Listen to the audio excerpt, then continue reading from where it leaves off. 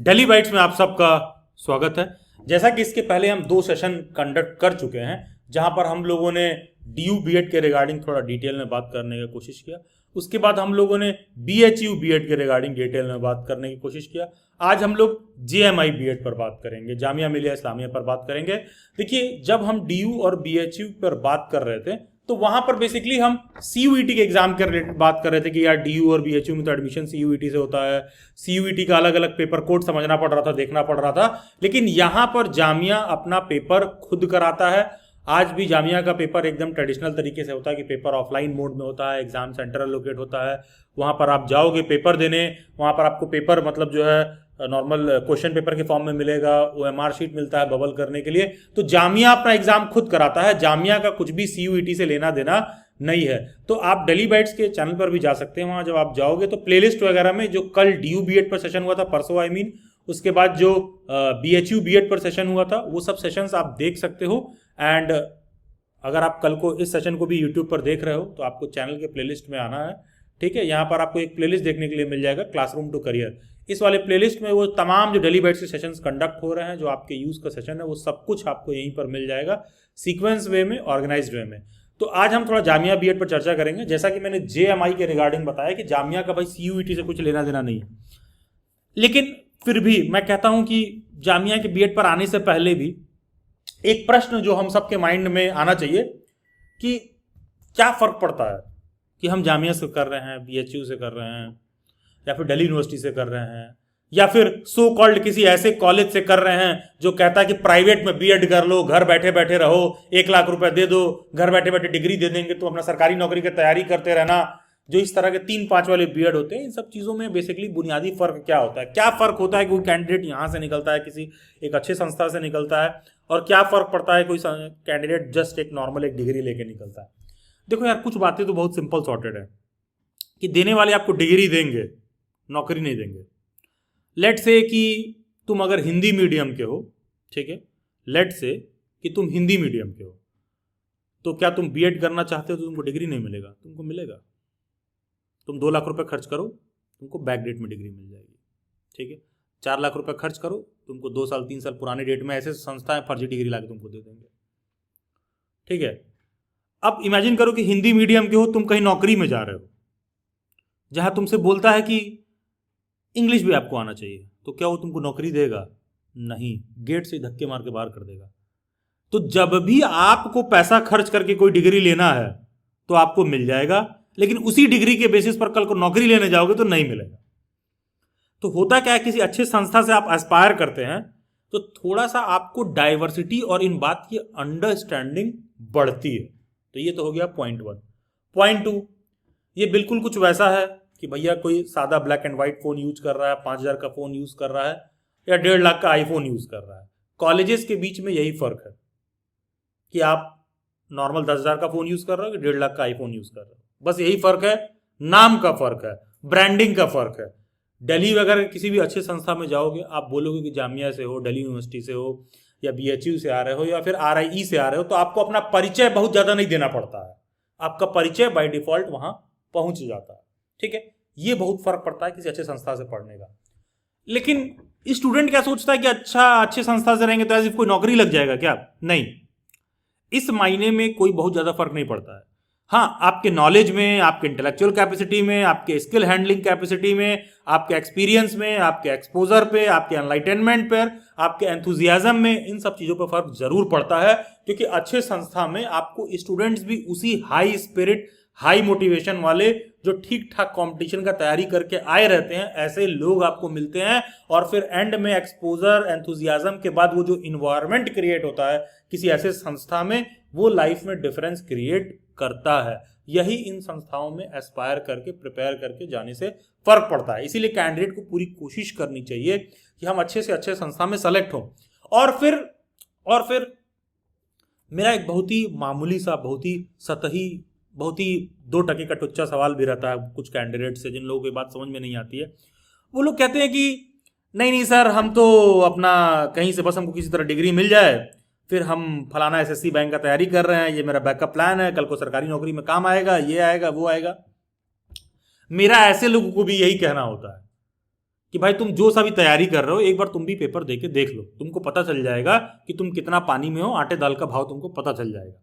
उसका सिंपल सा रीजन ये है कि आप इमेजिन करिए एक नॉर्मल कैंडिडेट जो एक एवरेज एक अच्छी यूनिवर्सिटी में सेलेक्ट नहीं हो पाता है, मतलब आप समझ रहे हो ना, यूनिवर्सिटी में एडमिशन और किसी सरकारी नौकरी में सेलेक्ट होना, अगर दोनों को कंपेयर करें तो यूनिवर्सिटी में सेलेक्ट होना बहुत आसान है कंपेयर टू सरकारी नौकरी में जाना।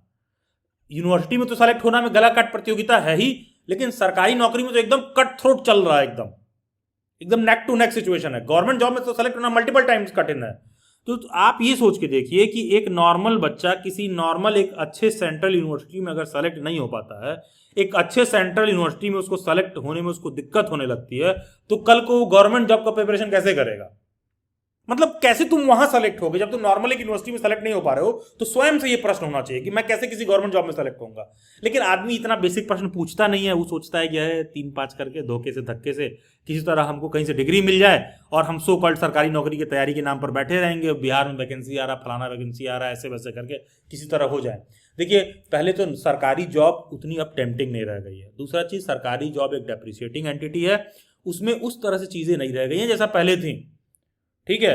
और उसमें अब सिलेक्शन को भी लेकर जो नंबर ऑफ सीट्स आ रहे हैं बहुत कम आ रहे हैं, और हर दूसरा बच्चा भी आपको जागरूक होता हुआ देखने के लिए मिलेगा, ठीक है। इसी जामिया के बीएड में मैं पिछले 5 से 6 साल से प्रिपरेशन करा रहा हूं, तो पिछले 5 साल से जामिया के पेपर पैटर्न में कुछ खास चेंज नहीं हुआ। लास्ट ईयर बहुत थोड़ा सा चेंज हुआ है, अदरवाइज पेपर के पैटर्न में कुछ खास चेंज नहीं हुआ। तो एक चीज जो मैं महसूस करता हूं, मतलब मैं खुद एज अ डेली बाइट्स को इतने समय से रन करते समय मैंने ये महसूस किया है कि 5 साल पहले इसी पेपर में जो कट ऑफ जाता था, तो वो 170 में अगर 85 या 90 क्वेश्चन जाता था, तो अब 120 से 125 क्वेश्चन जाता है। क्यों? क्योंकि स्टूडेंट्स के पास रिसोर्स मटेरियल अवेलेबल हो गया है ना।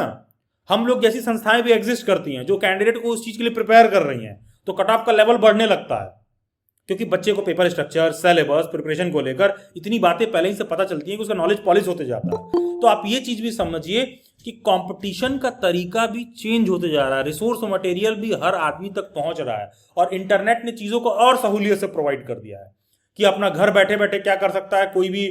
लेट्स से डेली बाइट्स कोई एग्जांपल ले लेते हैं, घर बैठे बैठे डेली बाइट्स का ऐप इंस्टॉल किए, वहीं पर लेक्चर वगैरह देख लिए, वहीं पर रिकॉर्डेड लेक्चर देख लिए, नोट्स ले लिया, मॉक ले लिया, बहुत तरह तरह की फैसिलिटी अवेलेबल हो गई है। तो ये सब चीजें तो गवर्नमेंट जॉब में और ज्यादा बढ़ चुकी हैं। तो आप सोचिए कि नॉर्मल यूनिवर्सिटी सिलेक्शन में अगर आपको दिक्कत हो रहा है तो कैसे गवर्नमेंट जॉब में जाओगे? तो इसीलिए ना प्रिपरेशन से पहले पूरी कोशिश होनी चाहिए कि हम अपना लेवल भी चेक करें, ठीक है, कि हम ढंग से सेलेक्ट हो पा रहे हैं कि नहीं हो पा रहे हैं। बहुत सारे ऐसे बच्चे आते हैं, सर मेरे घर वाले तो हमको दिल्ली से बाहर भेजेंगे ही नहीं, और सर हमको जामिया में ही एडमिशन लेना बहुत जरूरी है, और प्रिपरेशन लेवल देखोगे 0। तुमको बहुत डेस्परेशन है एडमिशन लेने के लिए, तो ऐसा नहीं है कि तुम्हारा एडमिशन हो जाएगा, पॉइंट 1। पॉइंट 2, तुमको दिल्ली के बाहर अगर किसी अच्छे संस्था में अप्लाई करना है, तो पहले तो अप्लाई करने के लिए कुछ खास लग नहीं रहा है, 500 रुपए 1000 रुपए फीस होगा, अपने घर से आप अप्लाई कर सकते हो इंटरनेट पर।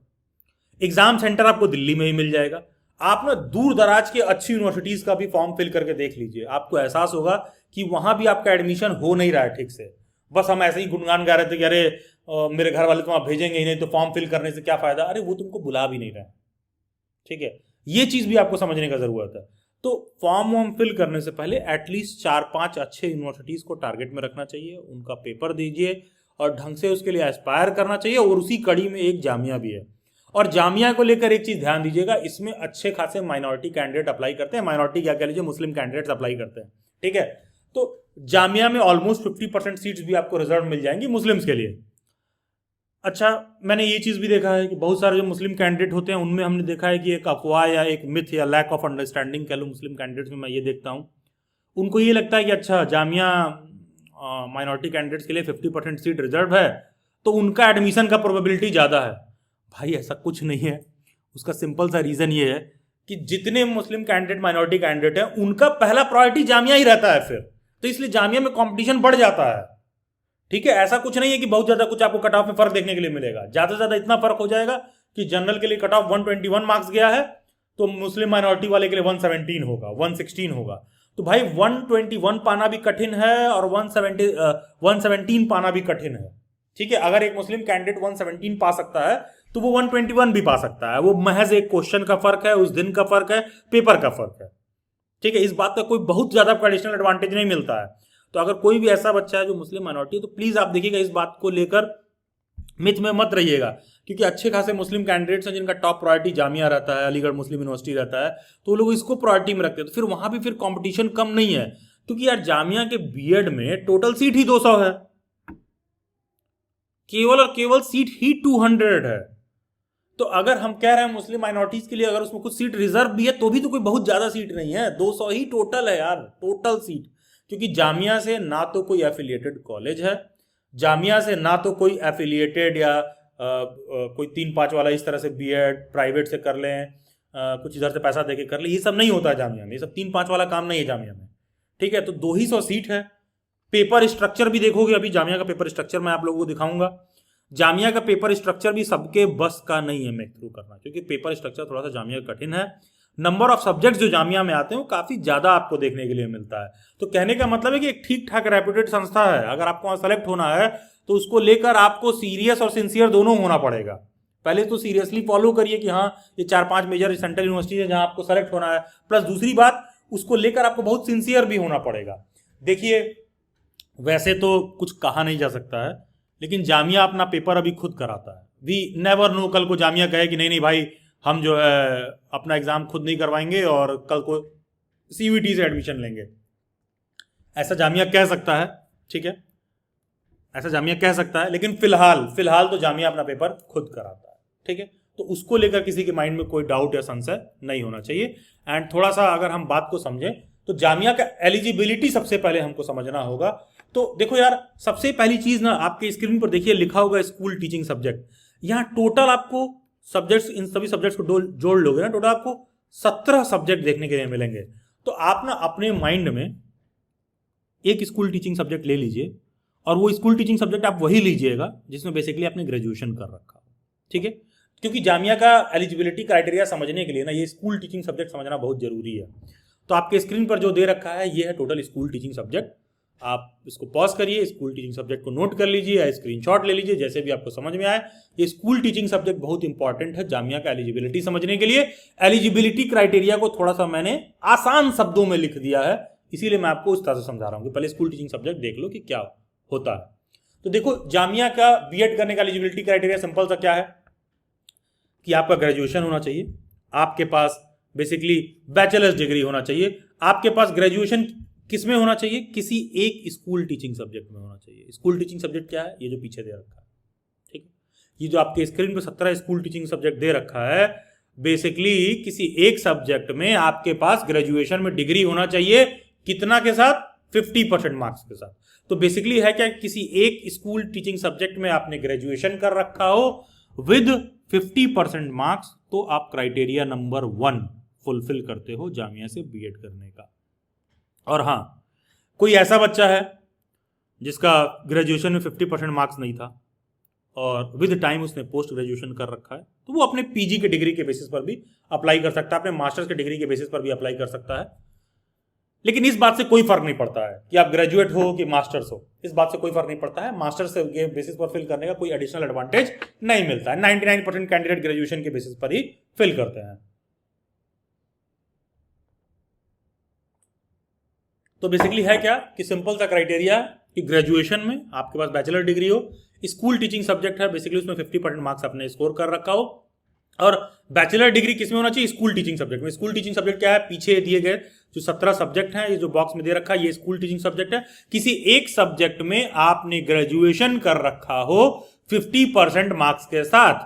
क्राइटेरिया नंबर 2 क्या है, क्राइटेरिया नंबर 2 ये कहता है कि जो भी आपका स्कूल टीचिंग सब्जेक्ट होगा, जिसको भी तुम स्कूल टीचिंग सब्जेक्ट के तौर पर चूज कर रहे हो, उस पर्टिकुलर सब्जेक्ट को एटलीस्ट आपने 2 इयर्स के लिए अपने ग्रेजुएशन में पढ़ रखा हो, और अगर आपका ग्रेजुएशन सेमेस्टर मोड है तो 4 सेमेस्टर में पढ़ रखा हो।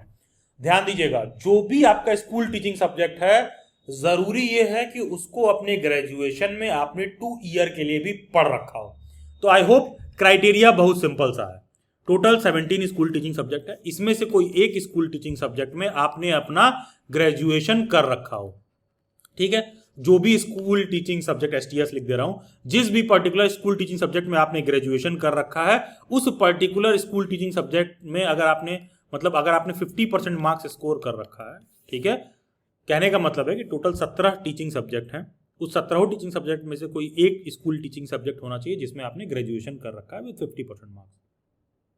और हाँ, वो जो भी स्कूल टीचिंग सब्जेक्ट होगा उसको आपने अपने ग्रेजुएशन में एटलीस्ट 2 ईयर्स के लिए पढ़ रखा हो या 4 सेमेस्टर के लिए पढ़ रखा हो, तो वो आपका स्कूल टीचिंग सब्जेक्ट होगा। जैसा कि आप अपने स्क्रीन पर देख पा रहे हो कि आपने ग्रेजुएशन कर रखा हो किसी एक स्कूल टीचिंग सब्जेक्ट में, ये देखो ये तमाम स्कूल टीचिंग सब्जेक्ट आपको यहां पर दिख रहे हैं, किसी एक सब्जेक्ट में आपने ग्रेजुएशन कर रखा हो, ठीक है। जिस भी पर्टिकुलर स्कूल टीचिंग सब्जेक्ट में आपने ग्रेजुएशन कर रखा है, जरूरी यह भी है कि उस सब्जेक्ट को एटलीस्ट 2 ईयर के लिए या 4 सेमेस्टर के लिए आपने पढ़ रखा हो, तभी आप उस सब्जेक्ट में एलिजिबल हो। एंड हाँ, जो ऑनर्स वाले बच्चे हैं उनके लिए एलिजिबिलिटी क्राइटेरिया बहुत सिंपल है। अगर ऐसा है कि यहां दिए गए तमाम स्कूल टीचिंग सब्जेक्ट में जो 17 स्कूल टीचिंग सब्जेक्ट यहां पर दिया हुआ है, किसी भी एक सब्जेक्ट में अगर आपके पास ऑनर्स में डिग्री है तो आप डायरेक्टली एलिजिबल हो बिना किसी डिबेट एंड डिस्कशन के। बस है क्या, जिस भी पर्टिकुलर सब्जेक्ट में आपने ऑनर्स किया होगा वही आपका स्कूल टीचिंग सब्जेक्ट होगा, ठीक है। जिसमें भी आपने ऑनर्स की डिग्री ले रखी होगी वही आपका स्कूल टीचिंग सब्जेक्ट होगा।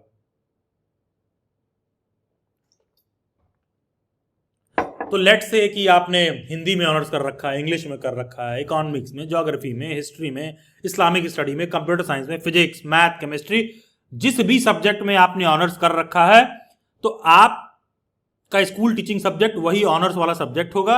एंड सीधा सीधा आप बीएड करने के लिए एलिजिबल हैं।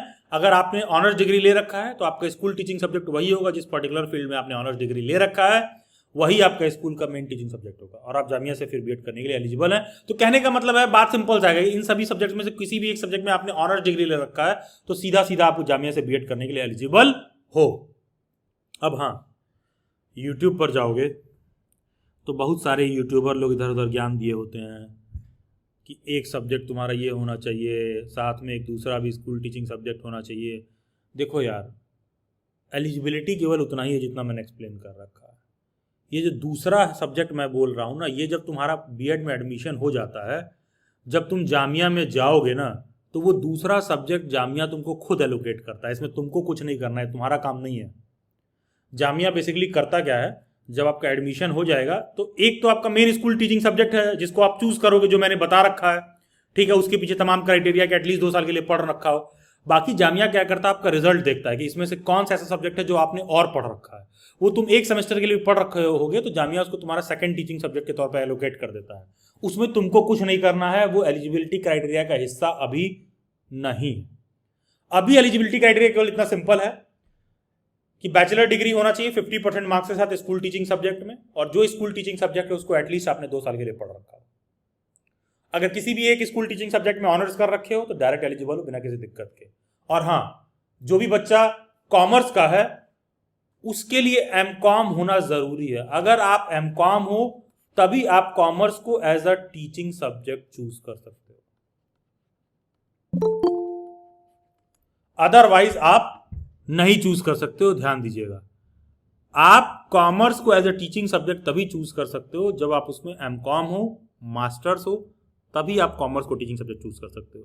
ध्यान देना, मैंने क्या बोला, कॉमर्स को टीचिंग सब्जेक्ट नहीं चूज कर सकते हो। इसका मतलब ये नहीं हुआ कि बीएड करने के लिए एलिजिबल नहीं हो। अगर किसी और स्कूल टीचिंग सब्जेक्ट में क्राइटेरिया फुलफिल करते हो तो एलिजिबल हो, अदरवाइज कॉमर्स को सब्जेक्ट चूज करना है तो कॉमर्स के लिए आपको एमकॉम होना जरूरी है। और ये बात सिर्फ जामिया में लागू नहीं होती है, डीयू में भी लागू होता है, बीएचयू में भी होता है, जामिया में भी होता है। सभी जगह आपका कॉमर्स को अगर टीचिंग सब्जेक्ट चूज करते हो तो आपका मास्टर्स होना जरूरी है। फिर कोई आता है, कोई एज क्राइटेरिया है क्या जामिया में? नहीं यार, एज क्राइटेरिया नहीं है। जामिया से बीएड करने के एज क्राइटेरिया नहीं होता है। इनफैक्ट पढ़ाई करने के लिए ऐसा कोई एज क्राइटेरिया नहीं होता है। 90% केसेस में नौकरी करने के लिए श्योरली एज क्राइटेरिया होता है। जामिया का पेपर ऑफलाइन मोड में होता है। एक क्वेश्चन का आपको 4 ऑप्शन देखने के लिए मिल जाएगा, कोई एक ऑप्शन सही होगा। जो ऑप्शन सही होगा उसको एमआर सीट में आप डाल करके बबल कर दोगे कि हाँ ये वाला ऑप्शन सही है। पेपर में टोटल आपको 170 क्वेश्चन देखने के लिए मिलेगा। पेपर टोटल आपको 3 घंटा होता है, 180 मिनट मिलते हैं पेपर में। 170 क्वेश्चन होता है, हर एक क्वेश्चन 1 नंबर का होता है। किसी भी क्वेश्चन को गलत करोगे तो 1/4 निगेटिव भी होता है। निगेटिव मार्किंग भी जामिया में होता है। और ध्यान दीजिएगा, जब किसी पेपर में निगेटिव मार्किंग होता है तो वहां पर मॉक टेस्ट का प्रैक्टिस बहुत इंपॉर्टेंट हो जाता है। और ये भी ध्यान दीजिएगा, जब आप रिटर्न क्वालिफाई कर लोगे जामिया में, तो जामिया में इंटरव्यू भी कंडक्ट होता है जिसका वेटेज होता है 15%। जामिया में इंटरव्यू भी होता है। और आपके स्क्रीन पर ये जो दे रखा है ये है जामिया का सिलेबस। टोटल 170 क्वेश्चन आपको यहां से देखने के लिए मिल जाएगा पेपर में। ये कितना हो गया, 50-70 क्वेश्चन आपका यहां से हो गया। ये कितना हो गया, यहां आप देखोगे टोटल आपका जो है 80 क्वेश्चन यहां से हो गया, ठीक है। और कोई एक लैंग्वेज आप चूज करोगे, या तो इंग्लिश, हिंदी, उर्दू में से कोई एक आप चूज कर लोगे, उससे आपको 20 क्वेश्चन पूछेगा। टोटल आप देखोगे 170 क्वेश्चन आपका हो गया। और हाँ, आपका सब्जेक्ट चाहे जो हो, चाहे तुम इंग्लिश के हो, हिंदी के हो, इस्लामिक स्टडी के हो, कंप्यूटर के हो, इकोनॉमिक्स के हो, हिस्ट्री के हो, पॉलिटी के हो, जियोग्राफी के हो, कोई सा भी सब्जेक्ट आपका हो, बायो साइंस हो, फिजिक्स हो, केमिस्ट्री हो, कुछ भी हो, सभी कैंडिडेट्स के लिए सेम पेपर होता है। यही 170 क्वेश्चन सबके पेपर में देखने के लिए मिलेगा। सबके लिए जामिया का पेपर सेम होता है। यही रीजन है कि पेपर कठिन हो जाता है, क्योंकि पीछे जो 17 टीचिंग सब्जेक्ट आपको दिए हुए हैं, कोई ऐसा बच्चा होगा जो लेट से अरेबिक से है, या पर्सियन से है, या उर्दू से है, इसका पता चलेगा हाँ मैथ में हाथ बहुत तंग चल रहा है। कोई इकोनॉमिक्स से हो सकता है, साइंस में हाथ तंग चल रहा है। कोई इस्लामिक स्टडीज से हो सकता है, उसका हो सकता है साइंस में हाथ तंग चल रहा है। कोई पॉलिटिकल साइंस का है, उसका हो सकता है मैथ में हाथ तंग चल रहा है। कोई होम साइंस का है, जिसका हो सकता है साइंस में हाथ तंग चल रहा हो। कोई हो सकता है केमिस्ट्री का हो, जिसका लैंग्वेज में हाथ बहुत तंग चल रहा हो। तो तुम्हारा सब्जेक्ट चाहे जो हो, इन 17 सब्जेक्ट्स में से आपका कोई सा भी सब्जेक्ट हो, कोई सा भी आपका एलिजिबिलिटी क्राइटेरिया सेट बैठ रहा हो, यहां पर जो आपको पेपर मेंशन्ड है, ये 170 क्वेश्चन सबके लिए कॉमन है। यही आपके पेपर में आएगा, यही 170 क्वेश्चन आपसे पूछा जाएगा।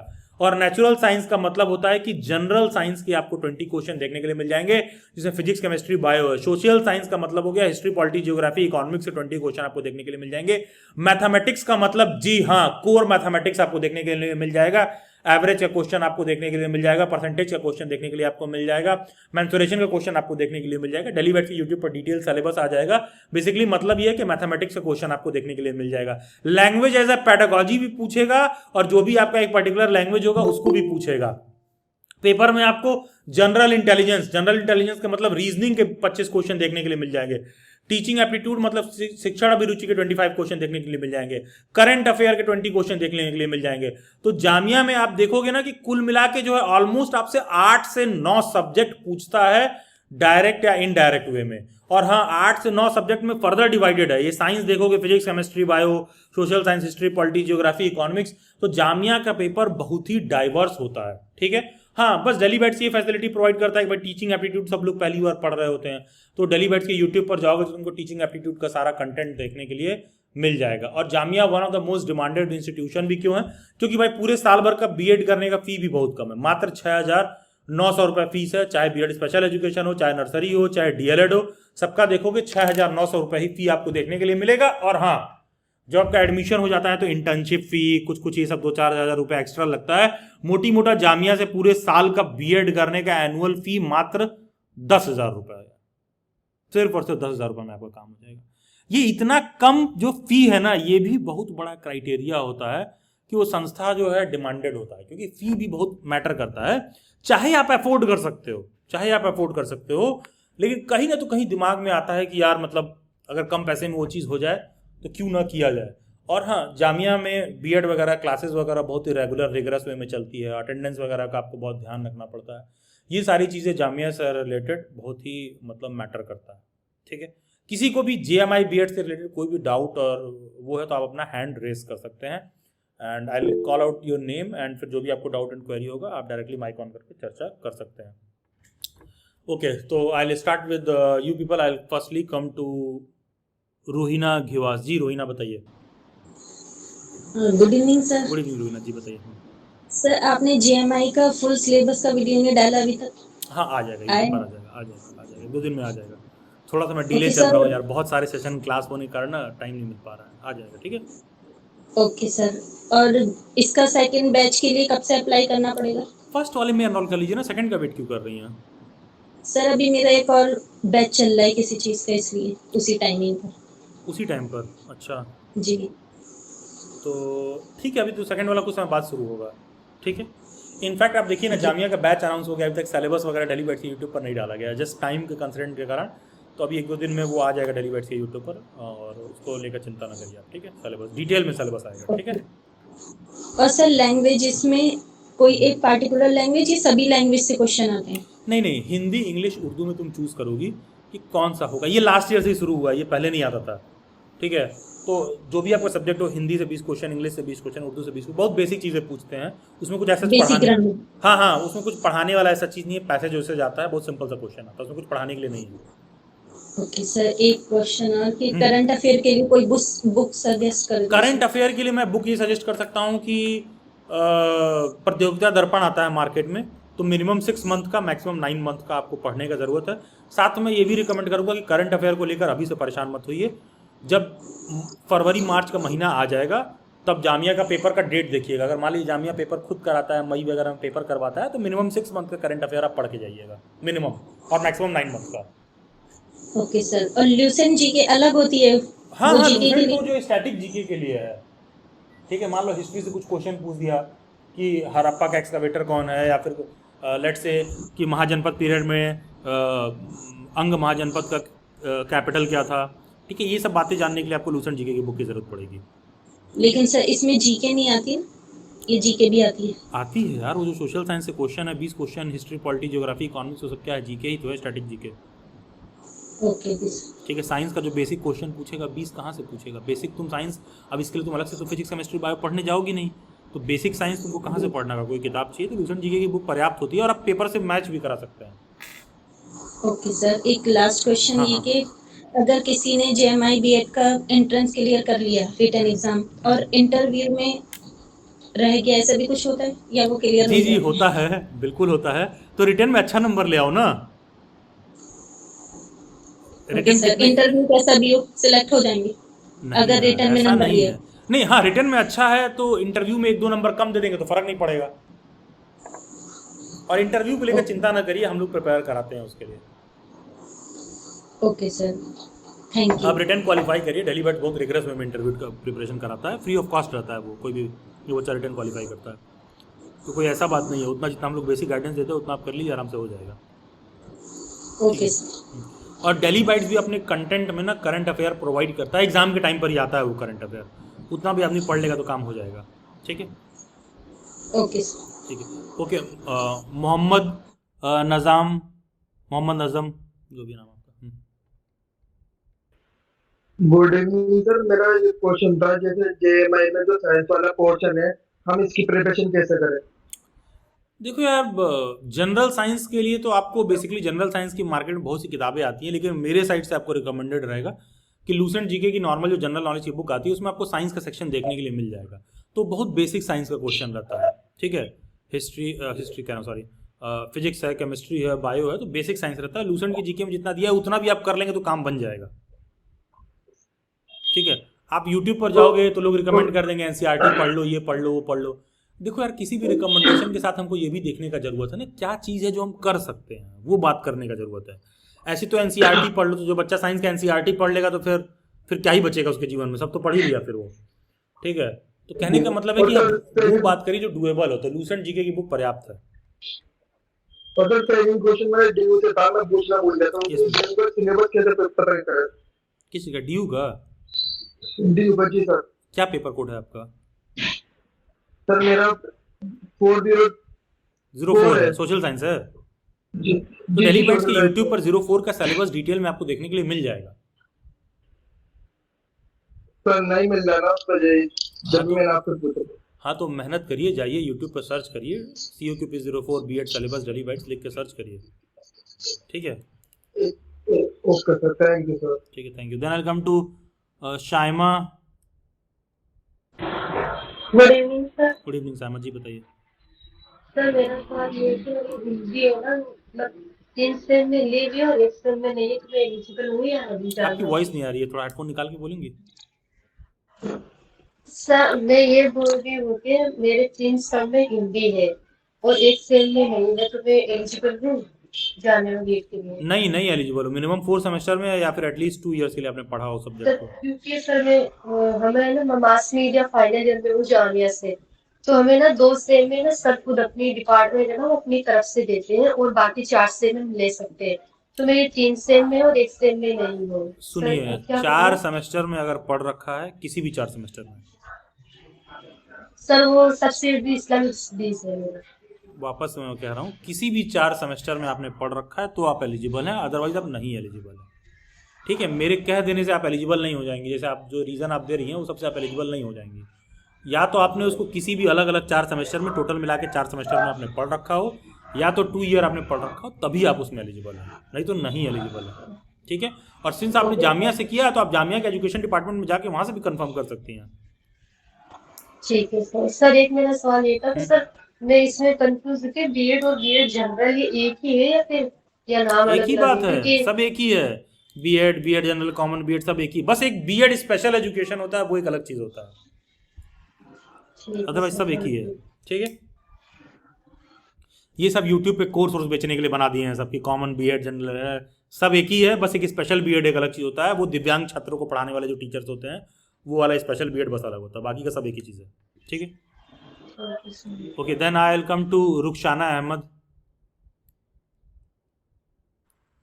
सर आपने मेंशन किया था यूट्यूब वीडियो में कि आपके 2 टाइप के कोर्स है, एक तो जो नॉर्मल गूगल मीट पे होगा और एक में आप रिसोर्स प्रोवाइड करते हैं। तो रिसोर्स में क्या क्या होगा? उस रिसोर्स में देखो कुछ नहीं होता है, बेसिकली होता क्या, उस रिसोर्स में केवल और केवल आपको मॉक टेस्ट और क्या कहते हैं ये सब प्रीवियस ईयर पेपर ऊपर मिल जाएगा। ठीक है, क्योंकि देखिए दोनों तरह के स्टूडेंट्स आते हैं डेली बाइट्स पर। कुछ ऐसे बच्चे होता है कि भाई अपना तैयारी वारी कर रहे होते हैं, तमाम दूसरे यूनिवर्सिटी की प्रिपरेशन करते हैं, तो हम लोग क्या करते हैं ना, एकदम सेपरेट रखते हैं। सेपरेट कैसे रखते हैं कि भाई कोई ऐसा बच्चा है जिसको केवल जो है मॉक टेस्ट चाहिए तो वो जाके खुद से परचेज कर ले, उसमें हमारा कुछ इन्वॉल्वमेंट नहीं है। हम लोगों का mock test JMI BEd resource के अंदर आता है। ठीक है, इसमें क्या मिलता है, 4 ईयर का original question paper, 11 mock test मिल जाएगा लेटेस्ट पेपर पैटर्न पर। ठीक है, 11 आपको टीचिंग एप्टीट्यूड का वर्कशीट मिल जाएगा, 11 आपको मैथ रीजनिंग का वर्कशीट मिल जाएगा, रिटर्न क्वालिफाई करेंगे तो मॉक इंटरव्यू हो जाएगा। ठीक है, ये सारी चीज़ें मिलती हैं। और जब एग्जाम आता है तो हम लोग यहाँ मेंशन नहीं किए ऑफिशियली, लेकिन वहीं ऐप में हम लोग ले जाके करंट अफेयर्स भी डाल देते हैं। ठीक है, PDF। ठीक है, बस ये आपको इसमें केवल यही मिलता है। ठीक है, JMI बीएड रिसोर्स में। और प्रिपरेशन क्लासेस टोटली डिफरेंट चीज़ है। प्रिपरेशन क्लासेस में सभी सब्जेक्ट का क्लास चलता है, सब कुछ होता है, तो उसके लिए ना आपको ये वाला वीडियो लेक्चर डिटेल में देखना होगा। यहाँ पर जो क्लासेस ज्वाइन करने का मेथड दिया गया है वो बताया गया है। और ऐसा सिर्फ इसलिए है क्योंकि देखो यार तरह तरह के बच्चे आते हैं, बहुत सारे बच्चों का ऐसा रहता है कि सर हमको मॉक टेस्ट मिल जाए, हमको केवल वही चाहिए। ठीक है, उनको क्लास व्लास नहीं चाहिए होता, अपना तैयारी वारी कर रहे होते हैं, ये सारी चीज़ें। तो आप चैनल के प्लेलिस्ट में जाओगे, JMI बीएड 2026 वाला प्लेलिस्ट आप ओपन करोगे तो ये अंडर कंस्ट्रक्शन है, अभी अभी प्लेलिस्ट बन रहा है, 2-4 दिन में आपको पूरा कंप्लीट देखने के लिए मिलेगा। तो यहाँ पर आपको ये वाला जो लेक्चर है प्रिपरेशन क्लासेस डिटेल्स, ये आप देख लोगे, इससे आपका काम बन जाएगा। ठीक है, जो प्रिपरेशन क्लासेस का डिटेल है उसमें पूरा मेंशन है। ठीक है, तो बेसिकली बस ये अंतर है। और हाँ, कोई भी JMI बीएड का रिसोर्स परचेज कर रहा है या ये ले रहा है तो उसमें कोई क्लास व्लास नहीं होती है। और ठीक है Rukhsana. Okay sir, one doubt और था, जैसे आपकी ये वाला बैच जो है नवंबर में एंड हो जाएगा, अगर हम अभी ज्वाइन करते हैं, तो आगे अगर कोई डाउट्स वगैरह हो या आगे हमारा सिलेक्शन अगर नहीं होता बाई चांस नेक्स्ट ईयर के लिए, तो कुछ क्या है? देखो रुखसाना, मान लो 12th तुम पास कर ली, तो क्या तुमको 12th के सभी सब्जेक्ट एकदम ढंग से आते हैं? नहीं आते हैं ना। तो अब तुमको सब्जेक्ट में कोई डाउट होता है तो तुम कहाँ जाती हो? स्कूल के टीचर के पास जाती हो वापस कि आप यहाँ 12th पढ़े थे? मतलब हाँ, तो वैसे ही जब कोई बच्चा यहाँ पढ़ता है जा सकते हैं हाँ, तो तुमको ले सकते हो, तुम जाओ वहाँ जाके बात कर सकती हो। ठीक है, लेकिन वो तुमको वापस पढ़ाएंगे तो है नहीं कि 12th समझ नहीं पाई तो फिर से पढ़ा दे रहे हैं। ठीक है, तो वैसे ही डेली बैट्स पर एक बार प्रिपरेशन क्लास शुरू होती है, हमारा काम होता है बच्चे को ढंग से पढ़ाना, सिलेबस कंप्लीट करना। जब तक बच्चा पढ़ रहा होता है अपने सब्जेक्ट को, तो टीचर से कभी भी डाउट क्वेरी जो कुछ है, जिस तरह से आप यहाँ माइक ऑन करके बात कर रही हैं, तो इसी तरह हमारी प्रिपरेशन क्लासेस होती है। इसीलिए हम लोग की प्रिपरेशन क्लासेस का ज्वाइन करने का तरीका भी अलग होता है, क्योंकि हम लोग बच्चों को रेगुलरली गूगल मीट का लिंक सेंड करते हैं, वो ज्वाइन करता है, माइक ऑन करके डिस्कस करता है। तो जब तक पढ़ रहा है सब कुछ डाउट क्लियर कर सकता है। एक बार सिलेबस कंप्लीट हो गया, बैच कंप्लीट हो गया, तो उसके लिए टीचर बैठा थोड़ी ना हुआ है कि अच्छा बच्चे का एक अगले दिन एग्जाम है और रात में 12 बजे उसको फलाना टॉपिक याद आया कि अरे हरप्पन सिविलाइजेशन तो हमको समझ में ही नहीं आया था, तो हम चलें सर, हमको बैठे होंगे मेरे लिए। तो ये चीज़ें नहीं रहती हैं। ठीक है, और ये चीज़ें कहीं भी नहीं रहता है, और ये सब चीज़ें कहीं भी नहीं प्रोवाइड किया जाता है। हाँ, श्योरली ये है कि जो क्लासेस होती हैं उसका आप लोगों को रिकॉर्डिंग प्रोवाइड किया जाता है, तो वो आपके एग्जाम तक आपका रिकॉर्डिंग अवेलेबल रहता है, आप उसको जाके देख सकती हैं। ठीक है, ये बेसिकली काम करने का तरीका है। और जब तक पढ़ रही हो तब तक कोई डाउट है तो आप पूछते रहिए। और हाँ, उसके बाद मान लो तुम कहीं कि सर सिलेक्शन नहीं होता है, कल को कोई और डाउट एंड क्वेरी है, तो देखो आज तुम बिना बैच में ज्वाइन किए अभी बिना तैयारी किए जब यहाँ आके मेरे से डाउट इंक्वायरी पूछ सकती हो, तो मेरा इस तरह का सेशन चलता रहता है। तब भी ये आपके लिए ओपन और फ्री रहेगा, तब भी आप आके बात कर सकते हैं, ठीक है। और यहाँ बहुत से ऐसे बच्चे हो सकता है होंगे जो डेली बैच के प्रिपरेशन क्लासेस में एनरोल्ड होंगे ऑलरेडी, ठीक है। तो मुझे नहीं पता है कौन एनरोल्ड है कौन नहीं एनरोल्ड है। ये ओपन सेशन है, जैसे आप ज्वाइन किए वैसे वो लोग भी ज्वाइन किए, तब भी ये आपके लिए ओपन रहेगा, आप ज्वाइन कर सकती हैं। आपको कोई डाउट रहेगा आप पूछ सकती हैं। अब ये नहीं, डाउट का मतलब ही नहीं कि सर वो साइंस के लेक्चर में हमको दिया गया था और हमको समझ में नहीं आ रहा कि सर हीलियम का एटॉमिक नंबर क्या है, ठीक है। वो एक सब्जेक्ट रिलेटेड मैटर, एक अलग चीज हो गया, ठीक है। जब तक आप पढ़ रहे हो तब तक आप टीचर से डाउट कंसल्ट कर सकते हो, ठीक है रुखसाना। ओके, और सर जैसे सिलेबस का जो मटेरियल वगैरह होता है, मॉक टेस्ट, ये सब आप ऑनलाइन प्रोवाइड करते हैं as a PDF? Yes yes, Jamia का पीडीएफ प्रोवाइड किया जाता है, क्योंकि जामिया का पेपर ऑफलाइन मोड में होता है ना, तो हम लोग पीडीएफ प्रोवाइड करते हैं। कोई जीएमआई बीएड रिसोर्स परचेज करेगा तो पीडीएफ डाउनलोड कर सकता है, क्योंकि जामिया का हम लोग पीडीएफ प्रोवाइड करते हैं, क्योंकि जामिया का पेपर ऑफलाइन मोड में मतलब बुक होता है। लेने की जरूरत नहीं पड़ेगी ना बाहर से? नहीं यार, वो तो मॉक टेस्ट है ना, क्लासेस के बाद जरूरत नहीं पड़ता है। अगर कोई डेली बैच से क्लास में है, जितना उसको क्लास में कराया जा रहा है उतना उसको पर्याप्त है, ठीक है। कोई जेएमआई बीएड रिसोर्स ले रहा है तो उसमें तो मॉक टेस्ट प्रोवाइड किया जाता है, क्यों नहीं लेना पड़ेगा, बिल्कुल लेना पड़ेगा। आपको लगातार संघर्ष करना पड़ेगा, यहाँ वहाँ रिसोर्स आप ढूंढोगे और ये वो सारा चीज।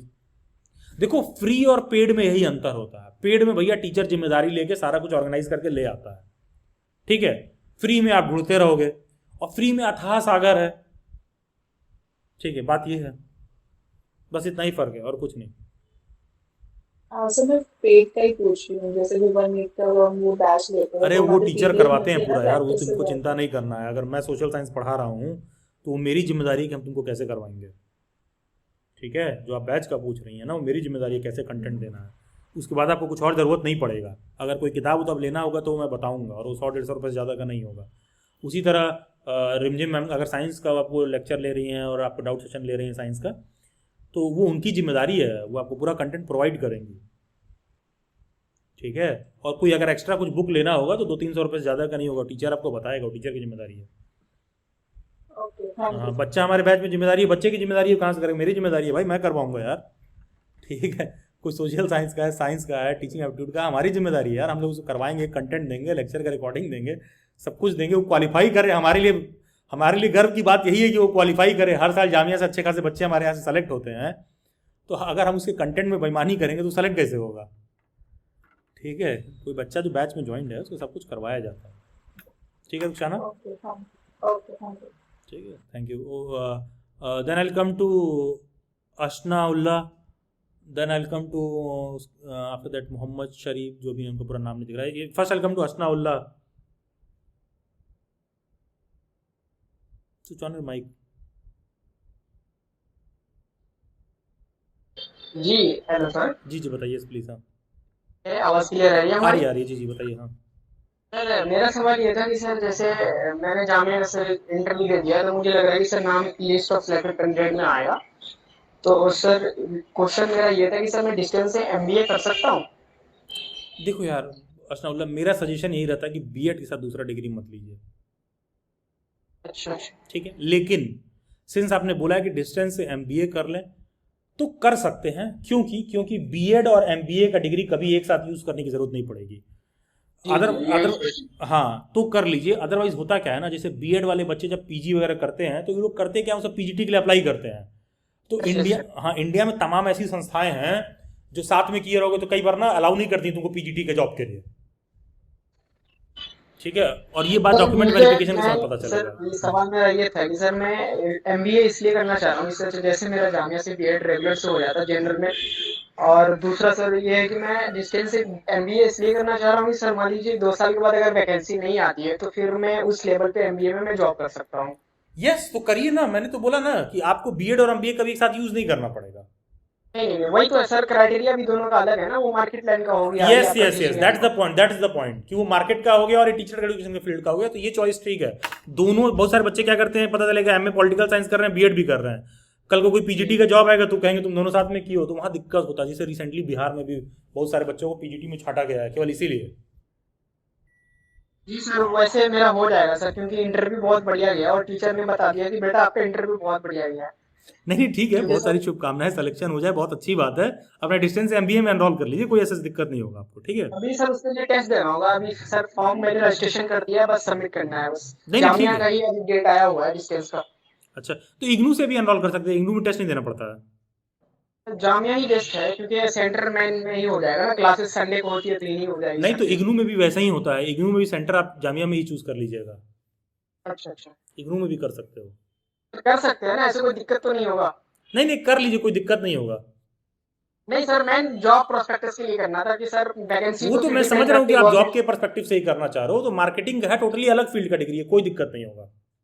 यस दोनों डिग्री का आपस में कोई तालमेल नहीं है, समझ रहे हो, मार्केटिंग के फील्ड का डिग्री है या एजुकेशन के फील्ड का, दोनों का आपस में कोई तालमेल नहीं, कभी जरूरत नहीं पड़ेगा एक साथ। ओके सर, थैंक यू, मैं समझ गया आपकी बात। बस यही थोड़ा क्लैरिटी नहीं हो रही, मैं बोला सर आपसे पूछ लूं। हाँ क्योंकि नहीं ये तो देखो, और ये चीज आपने ठीक किया है, वो टोटली एकदम अलग चीज है, वो प्राइवेट जॉब मार्केटिंग ये सब में काम आएगा, यस यस, ठीक है, उसका इससे लेना देना नहीं है, ठीक ना। ठीक है, ठीक है, चलिए, समझ बहुत सारी शुभकामनाएं, all the best. Yes, then thank Mohammad Shareen, आपका नाम नहीं शो कर रहा है पूरा, please please switch on your mic. Hello, good evening sir, आवाज आ रही है मेरी? आ रही है जी, बताइए। हाँ हाँ सर, मेरा डाउट ये था कि जैसे कल मैंने आपकी वो वीडियो तो देखी थी यूट्यूब पे, उसमें जो आपने बोला था जो लाइव लेक्चर वाला, उसमें आपने कहा था 24 to 48 आवर तक वो लाइव क्लास रहेगी। रहेगी नहीं नहीं, धन्यवाद। 24 to 48 आवर्स के अंदर रिकॉर्डिंग भेजा जाता है, क्या सर वो फिर हमारे जब तक एग्जाम जैसे जो तब बीएड तक रहेगा भाई, एग्जाम तक रहेगा।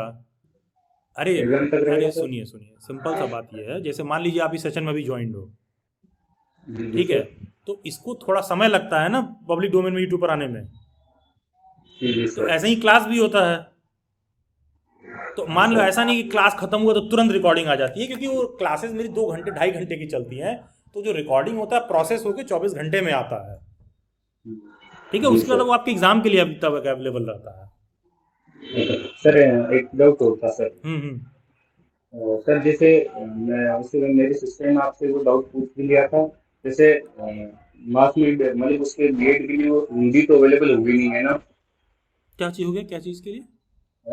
4 साल के लिए हिंदी तो है नहीं उसके पास, 4 सेमेस्टर में मतलब 2 ईयर कंटिन्यूस हिंदी तो है नहीं, तो उसमें तो एलिजिबल है नहीं, तो इस्लामिक स्टडीज है उसके पास 4 साल, सॉरी 4 सेमेस्टर में।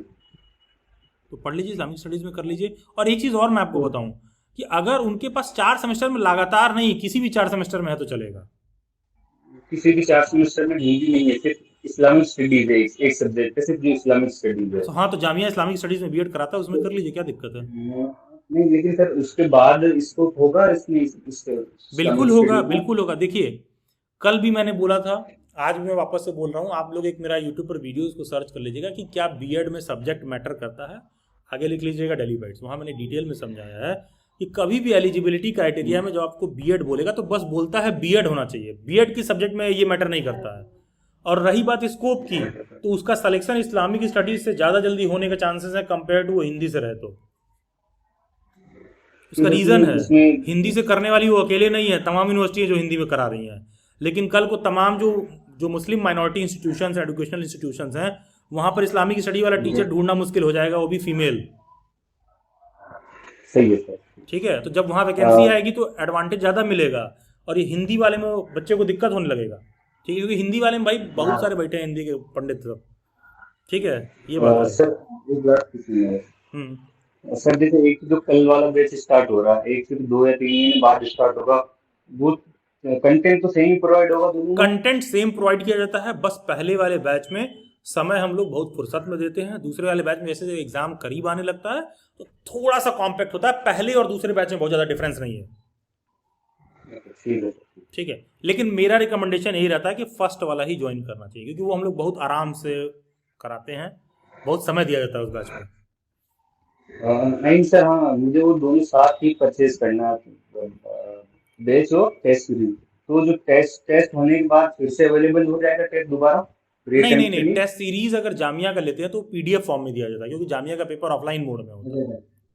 ठीक है सर, ठीक तो है, मैं फिर खुद ही सोल्व करना पड़ेगा खुद पे टाइम। हाँ, ठीक है। और सभी कैंडिडेट्स ये ध्यान रखें, अगर आपको कोई चीज़ ऐप में भी लेना है ना, तो भी आप व्हाट्सएप हैंडलर को पे कर सकते हैं, कभी आपको कन्फ्यूजन हो तो, क्योंकि देखिए जब आप व्हाट्सएप हैंडलर को पे करते हैं ना, तो वो पेमेंट हम लोगों के लिए एडजस्ट करना ईजी पड़ता है। जैसे बहुत सारे बच्चे ऐसा तो जाके कुछ ऐप में परचेज कर लिए हैं, अब कोई बच्चा ऐप में कुछ परचेज करता है ना, तो मैं चाह के भी उसके लिए कुछ नहीं कर सकता हूँ। उसका सिंपल सा रीज़न है, आप कोई कंटेंट ऐप में परचेज कर लिए मान लो खुद से जाके, तो होता क्या है ना, वो एक बार ऐप में ओपन हो गया ना, तो उसको अब मैं चाह के भी आपको हटा नहीं सकता हूँ, उस कोर्स को भी मैं डिलीट नहीं कर सकता हूँ जब तक बच्चे का ड्यूरेशन कंप्लीट नहीं हो जाएगा। ये सब सिस्टम में नियम सेट रहता है। प्लस होता है कि आप ऑनलाइन पे करते हो तो आपको तुरंत एक बिल जनरेट होगा, गवर्नमेंट अपना GST, रेजर पे वाले अपना चार्ज, ऐप वाले अपना चार्ज, 25% पैसा पहले ही कट जाता है। तो वो पैसा हम लोग के पास नहीं आता। तो कई बार बहुत सारे बच्चे होता है गलती से जाके ऐप में कुछ परचेज कर लेते हैं और एक्सपेक्ट करते हैं कि सर उसको एडजस्ट कर दें। तो मतलब आप प्रैक्टिकल लेवल बात समझिए, जो पैसा हमारे पास आया नहीं तो हम लोग उसको एडजस्ट नहीं कर सकते हैं, ठीक है। तो जो बच्चे बैच वैच के साथ लेते हैं रिसोर्स मटेरियल, उनको चिंता नहीं करना है, उनको तो व्हाट्सएप हैंडलर खुद ही ऐप में एक्सेस देती है बैकएंड से, तो उनको दिक्कत नहीं होता है। लेकिन बहुत सारे लोग डायरेक्टली जाके ऐप में परचेज करते हैं, तो कभी कभी दिक्कत हो जाती है अगर आप कुछ गलत परचेज कर लोगे तो, ठीक है। जैसे बच्चा गलत कुछ परचेज कर लिया तो एडजस्ट करने में दिक्कत होगा, व्हाट्सएप पर पूछ के परचेज करेगा तो हम बोलेंगे नहीं नहीं यही जाके लो, ये वाला ठीक है, ठीक है, ये फ़र्क होता है, ठीक है। Okay, thank you. एंड होता क्या है ना, आदमी जब पैसा दे लेता है तो उसको ये लगता है कि वो पैसा दिया है तो जो कह रहा है सही है। एक बार पैसा दे दो तो लोग सुनते नहीं है, वो मतलब हमारे एंड से मजबूरी नहीं समझ रहा होता है कि भाई वो हमारे हाथ में नहीं है। आप जैसे अगर आप कहीं काम करते हो, एक बार बिल बन गया है, GST कट गया है, तो सब रिफंड करना इतना आसान नहीं होता, वो हम लोग के हाथ में भी नहीं होता है, ठीक है। खैर चलिए, then I will come to Kashifa Siddiqui. Good evening sir. Good evening Kashifa ji. Sir मेरा एलिजिबिलिटी से क्राइटेरिया मतलब एलिजिबिलिटी क्राइटेरिया से रिलेटेड डाउट है। Yes, please, मैं मेरी जो ग्रेजुएशन थी वो इग्नू से थी, ठीक है। उसमें मेरे पास 10 to 12 सब्जेक्ट सिर्फ इंग्लिश के ही मैंने ऑप्ट किए थे अपनी चॉइस से, तो सभी में मेरे sir out of 100 60 to 70 marks हैं जो मैंने ऑब्टेन किए हैं। तो सर इसका मतलब तो ये हुआ ना कि मैं एलिजिबल हूँ DU Yes. और JMI से दोनों सभी में जगह एलिजिबल है, यस सर। सभी जगह एलिजिबल है, ठीक है। Okay, thank you so much language sir. आपका and for one pattern, more time, हाँ yes sir, language English language से।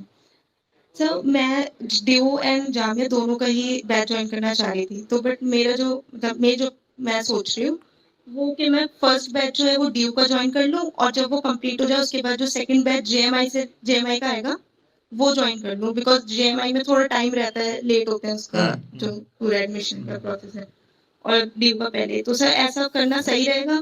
आपका CUQP 05 होगा लैंग्वेज में, CUET वाले हाँ में जी सर। नहीं, तो आप लैंग्वेज Yes. को ज्वाइन करिए पहले DU वाला करना, पहले लैंग्वेज को ज्वाइन करिए, क्योंकि CUET वाले पेपर पहले वीक ऑफ मार्च में ही करा देते हैं, ये लैंग्वेज Yes. वाले में ज़्यादा प्रेशर है, ठीक है, यस ठीक तो है। इसीलिए और जामिया मैं- का तो खैर ज्वाइन करना ही पड़ता है बच्चों को आगे चाहे पीछे, क्योंकि जामिया में बहुत सब्जेक्ट है यार, हम लोगों के लिए बहुत माथा पच्ची होता है जामिया के बैच में, सच बताएं तो, क्योंकि नंबर ऑफ सब्जेक्ट बहुत ज़्यादा है जामिया में। तो सर मैं ऐसा कर लूँ ना कि फर्स्ट बैच DU वाला ज्वाइन कर लूँ और यस जो yes second yes, first JMI वाला का DU वाला लैंग्वेज वाला ज्वाइन करिए, 05 वाला, ठीक है, और दूसरा जामिया वाला, okay, thank you so much. ठीक है, thank you. Then I come to Riza. Good evening sir. Good evening जी, बताइए। सर मेरा क्वेश्चन ये था कि मैंने फर्स्ट इंस्टॉलमेंट का JMI प्लस रिसोर्स मटेरियल दोनों का पेमेंट पे कर दिया है, फर्स्ट इंस्टॉलमेंट, तो WhatsApp इनका पर?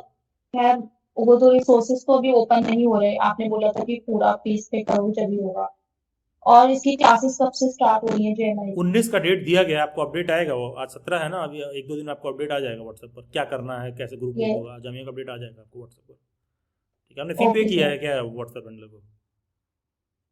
Okay sir.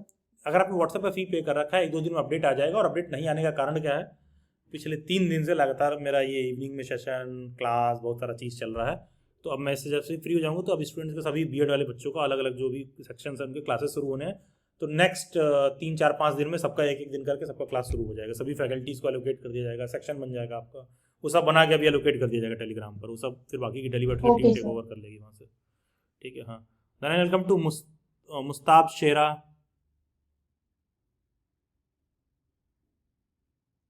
Mustab, yes please. Mic mic mic, देखिए एक माइक का बटन बना होगा वहाँ पर।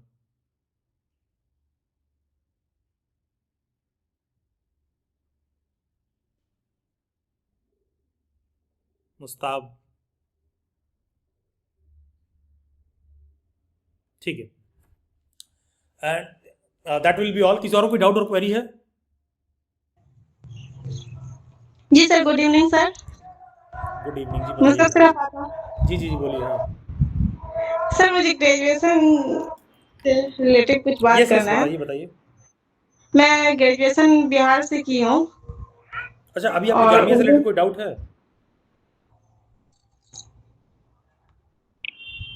Hello sir. जामिया से रिलेटेड कुछ डाउट है मुस्ताब आपको? जी नहीं, उसके लिए मुझे अच्छा डाउट ठीक है, नहीं है। उसमें मैं अभी आपसे, डीयू से ठीक है, अभी मैं आपसे एंड डीयू में से बात अभी मैं आपसे एंड में बात कर लेता हूँ उस पर, ठीक है? Then I come to Rabia, आपको कुछ जामिया से रिलेटेड डाउट है?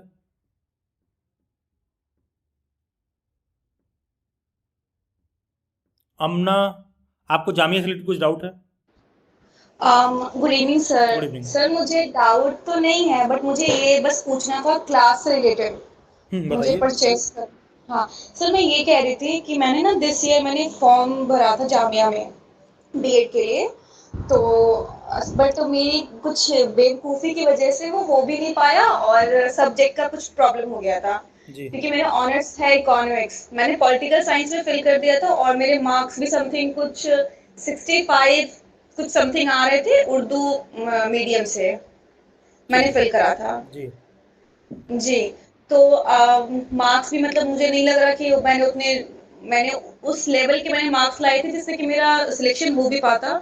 बस मैं वही पूछना चाह रही थी आपसे कि मैं पहले क्लास मतलब ज्वाइन कर लूं या फिर मैं पहले वो जो बीएड रिसोर्सेज है मैं पहले पहले वो। क्लास ही सबसे ऊपर है। वो बीएड रिसोर्स, मॉक टेस्ट, ये सब इसलिए बनाया गया है क्योंकि भैया हम लोग के पास वैरायटी ऑफ स्टूडेंट्स आते हैं, ठीक है? जी वो सब इसलिए बनाया गया है, ठीक है? तो अच्छा हाँ, क्लास ही सर्वोपरि है। एंड आप लोगों को मैं एक चीज़ और ऐड करूँगा, मैं आप लोगों को एक ऐसे ही फीडबैक दे रहा हूँ डेली बाइट्स को लेकर, नॉट जस्ट बिकॉज मैं डेली बाइट्स को रिप्रेजेंट कर रहा हूँ इसलिए नहीं। डेली जी बाइट की जो भी प्रिपरेशन क्लासेस होती है ना, ठीक है, किसी भी बच्चे को प्रिपरेशन क्लास लेने के बाद डिसअपॉइंटमेंट नहीं होता है। वो तभी जब वो 1-to-1 इंटरेक्टिव वाले क्लास में होगा। मतलब आपको कभी ये महसूस नहीं होगा कि हम फीस दे दिए और मतलब तुमको लगे कि मतलब लोग ठग दिए गए हैं, ये सब आपको फील नहीं होगा। जो भी 1-to-1 इंटरेक्टिव क्लास में है, वो जो भी पैसा वहाँ बच्चा लगाता है उसको उसमें बहुत कुछ सीखने के लिए मिलेगा। जो हमारी इंटरेक्टिव क्लास होती है उसका रीज़न ये है क्योंकि वहाँ सिर्फ क्लास नहीं, वहाँ बहुत कुछ सीखने समझने के लिए मिलता है। और खास करके बच्चा मेरे साथ पढ़ रहा है तो क्लासेस के साथ साथ मेरा 2 घंटा क्लास चलता है तो 1.5 घंटा क्लास चलेगा। 1 घंटे में बच्चों को और भी बहुत सारी चीज़ें बताता हूँ, गाइड करता हूँ। एक जेन्युइन हॉलिस्टिक लर्निंग जो होती है, तो वो चीज़ आपको डेली बाइट से क्लासेस में हमेशा से देखने के लिए मिलेगा। एंड हाँ, मेरा बहुत सारा ओपन सेशन, बहुत सारा कुछ होता है, बहुत ही खुली किताब टाइप का डेली बाइट्स पे काम है। हाँ, लेकिन प्रिपरेशन क्लासेस का फी हम लोगों का और प्लेटफॉर्म से अलग होता है। अब देखो होता क्या है, आप देखोगे ना डेली बाइट से प्रिपरेशन क्लास ज्वाइन करने का तरीका भी और जगहों से अलग है। तो बहुत सारे लोग आते हैं, अरे ये क्या बना रखा है कि मॉक टेस्ट नोट्स अलग है, ये है कन्फ्यूज़न है, ये है वो है। भाई देखो, जो ढंग की चीज़ होती है ना उसके लिए थोड़ा आपको लगना पड़ता है। तो हाँ, हमारी क्लास है, उसका एक फिक्स डेट, शेड्यूल, टाइम, अगर उसमें हमको आपको बेहतर एक्सपीरियंस देना है तो उसको कराने का तरीका भी अलग होगा। क्योंकि आप ऐप में कितना भी पढ़ लो, ठीक है, कोई भी कितना भी लाइव क्लास करा दे अपने ऐप में, कभी वो चीज़ मीट कर ही नहीं सकता है जो डेली बाइट्स का 1-to-1 इंटरेक्टिव वाला रिक्वायरमेंट है। हमारे क्लास में कितने बच्चे होते हैं? गिनती के 20-30 बच्चों से ज़्यादा का स्ट्रेंथ ही नहीं रखा जाता है। और 2 महीने तक लगातार जब पढ़ेगा तो बच्चे को ये हमेशा एडवांटेज रहता है कि वो माइक ऑन करके सारा कुछ डिस्कस कर सकता है। और वो मेरे साथ क्लास में बैठेगा तो मैं उसका कैमरा तक ऑन करवाता हूँ, क्योंकि वो उसको टीचर बनना है यार। और टीचर बनने की बात कर रहा है, वो डायरेक्ट खुल के मेरे से बात नहीं करेगा तो टीचर कैसे बनेगा? तो उस लेवल तक एम्फेसिस दिया जाता है, ठीक है। ये ऐसा नहीं है कि जैसे यहाँ आप ओपन मीट में बैठे हो माइक कैमरा वैमरा ऑफ करके और ये सब नहीं। पहले दूसरे तीसरे दिन ही मैं पूरा ट्रेनिंग दे दूंगा, उसको क्लास में एक्टिव रहना ही पड़ेगा, ठीक है, वरना पहले दूसरे दिन ही मैं क्लास से बाहर कर देता हूँ तुरंत। तो मतलब हम लोगों का काम करने का तरीका ही वही है, किसी को अच्छा लगे ना लगे, क्योंकि मेरा सिर्फ वो गोल नहीं, सिर्फ बिजनेस गोल्स नहीं है मेरे, क्यों आया, फीस दिया है, पढ़ रहा है और ये वो। तो जो हमारी इंटरेक्टिव क्लास होती है उसमें बच्चे को एक्सपीरियंस तगड़ा वाला मिलता है। और फ्यूचर में कुछ गवर्नमेंट जॉब का भी तैयारी कर रहा है तो वहाँ पर भी जो मैंने उसको पढ़ाया होगा ना, जो सब्जेक्ट उसको मैंने या कंटेंट उसको हम लोगों ने कवर कराया होगा, उसको वापस से उस कंटेंट पर परेशान होने की ज़रूरत नहीं पड़ती है। और ये एक्सपीरियंस एक कैंडिडेट को डेली बाइट से क्लासेस में मिलता है। सिर्फ और सिर्फ 1-to-1 इंटरेक्टिव क्लासेस के रिगार्डिंग बात मैं कर रहा हूँ। आप अगर डेली बाइट्स का नोट्स लिए हुए हो, मॉक लिए हुए हो, वो कभी परफेक्ट नहीं हो सकता है। और वो डेली बाइट्स नहीं, किसी भी प्लेटफॉर्म पर, मैं बाकी के प्लेटफॉर्म्स को भी डिफेंड करूंगा, कोई कितना भी मॉक टेस्ट बना रहे उसमें हमेशा त्रुटि रहती है, कुछ न कुछ दिक्कत आ जाता है, क्योंकि सर्वर, क्वेश्चन सफलिंग, दुनिया भर का बैकएंड से दिक्कत रहता है। इनफैक्ट आप पेपर भी उठाओगे, प्रीवियस ईयर पेपर, तो पेपर में ही बहुत सारा मिस्टेक आ जाता है। मतलब बहुत सारे बच्चे सोचते हैं कि जामिया वाले पेपर दे रहे हैं तो एज इफ ऊपर वाले का कोई आशीर्वाद है। अरे भाई, उस पेपर में 4 क्वेश्चन मिस्टेक रहता है। ऐसे ही CUET का है, दुनिया भर का है, तो कहीं भी मॉक टेस्ट में, नोट्स में कोई स्पेलिंग मिस्टेक हो सकता है, एरर हो सकता है, ये सारी चीज़ें हो सकती हैं किसी भी प्लेटफॉर्म पे, चाहे डेली बैट्स पे लीजिए चाहे कहीं और लीजिए, मॉक है, नोट्स है, ये सब। लेकिन जब कोई बच्चा इंटरेक्टिव क्लास ज्वाइन करता है तो वहाँ पर उसका एक्सपीरियंस अच्छा रहता है, अगर शुरू से अंत तक सारा क्लास अटेंड किया तो। ये बात मैं पूरा दावे के साथ कह सकता हूँ। और अगर मैं उस बात को उस लेवल पर अचीव ना करूँ तो डेली बैट्स के सारे open meet session, qualified student का सेशन जो सब यूट्यूब पर अवेलेबल है, वो सब एकदम जेन्युइन है, कोई इसमें फर्जीवाड़ा वाला नहीं है। सारे स्टूडेंट हमारे यहाँ पढ़े हैं, हमारे यहाँ से क्वालिफाई किया है। कुछ हम लोग, बहुत सारे लोगों को लगता है एक बार क्वालिफाई कर लो तो बैकएंड से आके लोग गाइड करते हैं, ये करते हैं। भाई उतना मेरे पास टाइम नहीं होता, ठीक है, इतना करने की जरूरत नहीं पड़ती है मुझे, ठीक है। जितने हमारे स्टूडेंट्स क्वालिफाइड है अभी तक, उन सबका इंटरव्यू नहीं कंडक्ट हो पाया, अभी सारा पब्लिक नहीं हो पाया है, ठीक है। एक दिन में 2-2, 3-3 डाला जा रहा है और दुनिया भर की सारी चीज़ें चल रही हैं। तो ये सब चीज़ें डेली बैच से ज्वाइन करेंगे तो ये सब चीज़ें हैं। और इसीलिए हम लोगों का काम करने का तरीका भी और जगहों से अलग होता है। हमारे यहाँ ऐसा नहीं है कि आप सीधे ऐप इंस्टॉल किए, परचेज कर लोगे और आपका काम हो जाएगा। वो अलग एक्सपीरियंस के लिए ज्वाइन करने का तरीका भी अलग है। बस क्लासेस को लेकर मैं बस इतना ही इंश्योर कर सकता हूँ बच्चे को, और कुछ नहीं, ठीक है। Thank you sir. ठीक है, ये सर रबिया कुछ और डाउट रह गया है, बताइए। हाँ, कोई जामिया से रिलेटेड कुछ गुड इवनिंग हाँ, गुड इवनिंग रबिया। हाँ सर, मुझे ये पूछना था कि बीएड के बाद मतलब पीजीटी के लिए मास्टर्स करना जरूरी है? जी, पीजीटी का मतलब ही होता है पोस्ट ग्रेजुएट टीचर। तो मैं डिस्टेंस से अभी मतलब अप्लाई नहीं कर सकती? जैसे 2026 में मैं जामिया का एंट्रेंस दूंगी, तो मेरा अगर हो जाए तो मैं अभी नहीं कर सकती, मतलब साथ में 2 डिग्री नहीं, डिस्टेंस आपकी इच्छा है करने ना करना, मेरा उस पर कोई कमेंट नहीं है। मेरे साइड से पूछेंगी तो मेरा पर्सनल सजेशन ये रहता है कि बीएड के साथ करना, मास्टर्स अवॉइड करना चाहिए। फ्यूचर में जॉब में दिक्कत शायद आ सकती है, ठीक है। Okay, thank you sir. Thank you. हाँ, Mohammad Saniyaz, quick. Good evening sir. Good evening जी, बताइए। हाँ सर जी बोल रहे थे कि हम जामिया की तैयारी ना यानी खुद से पढ़ के करना चाह रहे थे, लेकिन सर पढ़ाई में मन ही नहीं लग रहा है खुद से। तो सोच रहे सर, मैं ना सर काम भी करता हूँ और सोच रहा हूँ ये तैयारी कर लूँ, लेकिन सर हमें नहीं लग रहा है पॉसिबल होगा। तो सर रिकॉर्डेड क्लास मिल जाए क्या दिल्ली बैच का, जैसे मैं क्लास में प्रेजेंट ना रहा उस टाइम?